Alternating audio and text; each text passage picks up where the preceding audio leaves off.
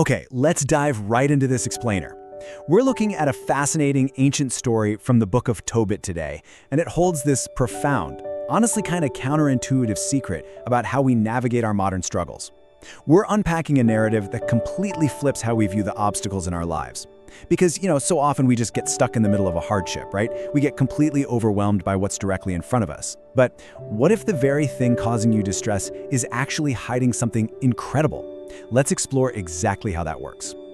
I want you to really think about this for a second. What if your biggest problem is actually your greatest blessing? It sounds a little crazy, I know, because usually we're praying for every obstacle to just be removed. We want the smooth road, we want zero danger, and we just want to make the whole journey easier. But sometimes the obstacle doesn't budge. Instead, it gets transformed into the exact answer we've been desperately praying for.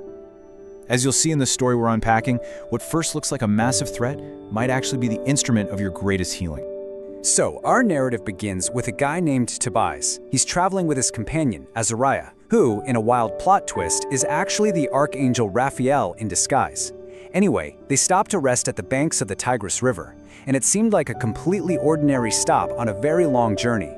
The water offered some much-needed refreshment, and there was absolutely zero reason to expect anything unusual or dangerous. It was literally just a normal rest stop. But then, without any warning, the whole vibe changes. As Tobias wades into the water, this massive fish suddenly lunges right at him. The attack was terrifying, and naturally, Tobias's immediate instinct was to scream in absolute fear. And honestly, who wouldn't? I'd be terrified too. Now, notice the dramatic contrast here between human instinct and divine instruction. Our natural, hardwired reaction to danger is to flee. We want to run, escape, just get the heck away from whatever's threatening us. Our brains are screaming that survival means avoiding the problem. But Raphael gives Tobias this totally unexpected command. He says, catch the fish. Seriously, not run, not hide, confront it. He literally tells him to grab hold of the exact thing that's terrifying him. I mean, that must have sounded completely unbelievable. Why in the world would you grab the creature that just tried to take a bite out of you?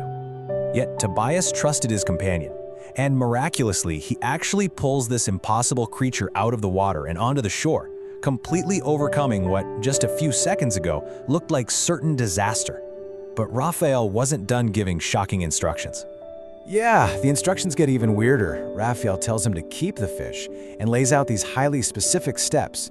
First, catch it. Second, keep it. Third, remove its heart, its liver, and its gallbladder and carry them with him. Tobias was probably thinking this was just some bizarre survival hack. I mean, who wants to lug around raw fish parts?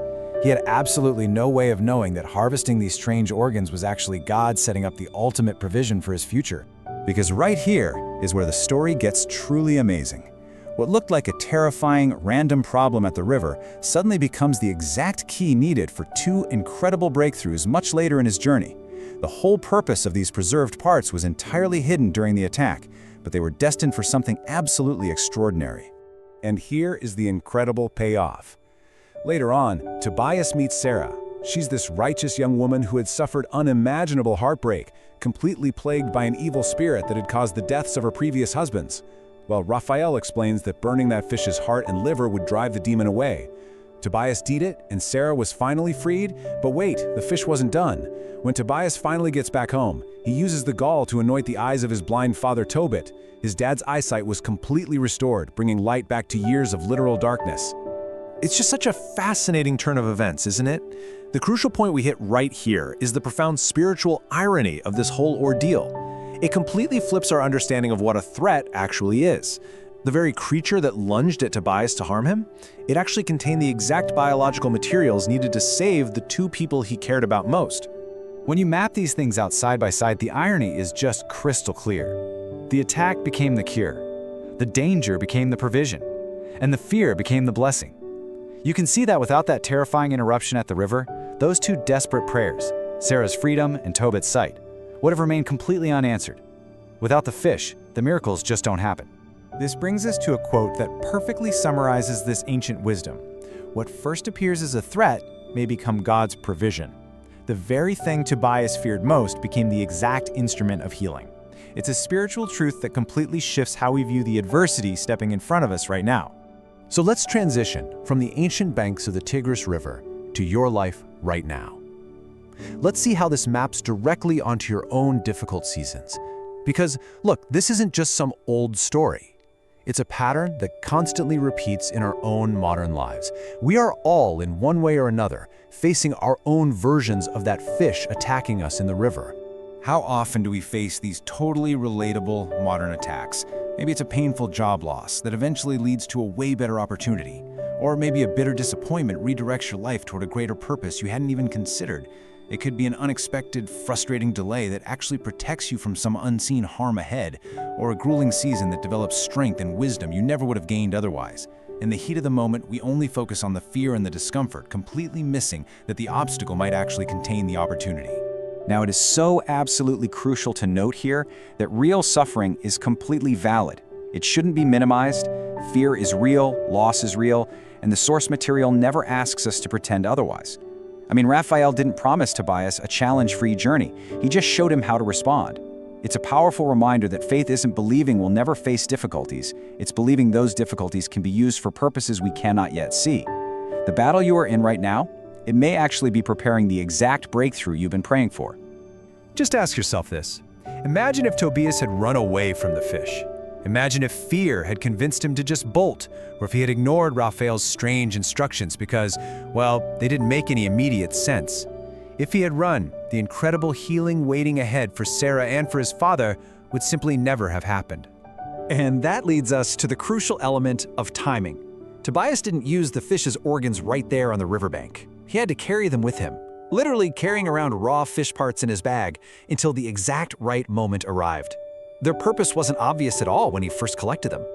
Just like Tobias carrying those provisions, God often prepares us long before we understand why. His timing means that nothing he allows to shape your life is ever wasted when it's placed in his hands. Practically speaking, this preparation plays out in some really fascinating ways. The lessons you are learning today, they equip you for someone you'll encourage tomorrow. The endurance you're developing right now sustains you in future trials, and today's deep hardship becomes tomorrow's powerful ministry. Every painful season is doing active work in you, proving that what feels like a terrible interruption might actually become your divine direction. Honestly, appearances can be completely deceiving. So if you are standing in the middle of a frightening season right now, a situation that makes you just want to turn around and run away, remember Tobias at the riverbank. The God who transformed a threatening fish is still absolutely able to bring purpose out of pain, hope out of hardship, and blessing out of circumstances that seem entirely impossible. He specializes in turning what appears scary into something profoundly life-giving, often in ways we could never even imagine at the time. I'm going to leave you with this final thought to ponder today. Don't judge your story by one difficult chapter. The river crossing isn't the end. So what if your current struggle is already being turned into tomorrow's testimony, and your greatest blessing is just waiting inside the challenge?